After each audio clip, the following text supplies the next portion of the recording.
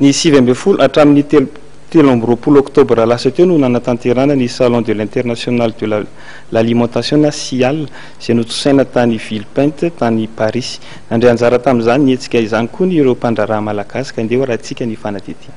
Nahatratra 10 miliara ariary ny totalin'ny commande vitan'ireo mpandraraha malagasy misahana ny sehatry ny sakafo izay nandray anjara tamin'ny salon international de l'alimentation nationale izay nitotsaina tany Villepinte tao Paris ny 20 hatramin'ny 13 octobre 2014 lasa teo.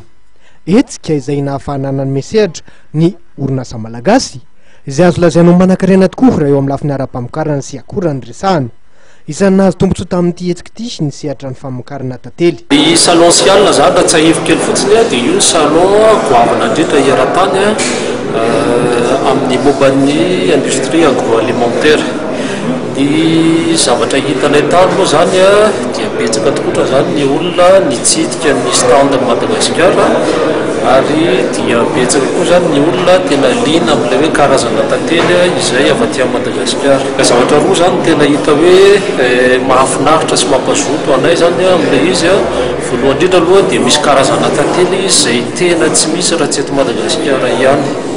Izay ny voalohany ary zavatra faharoa zany izay mampanohelo amin'izareo moa zany le izy fa zavatra izay tokony hoe ataontsika izay hitondra vokatsoantsika zany dia betsaka amin'ny tantely no efa miha-maty zany any ivelany efa miaina kanefa ny filamin-tsena amin'ny tantely dia mbola miakatra foana indrindra moa zany any Europa sy any États-Unis zany araky ny hitanay tamin'ny sialina tamin'ny Paris.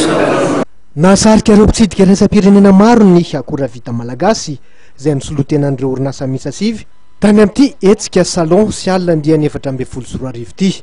Fantotsaina tao Villepinte ihany koa ny salon mikasika ny teknôlôjia ampifandraisana sy serasera natika nampitondraina ny loha hevitra hoe salon Hovad Connext ny 12 hatramin'ny 13 octobre lasa teo.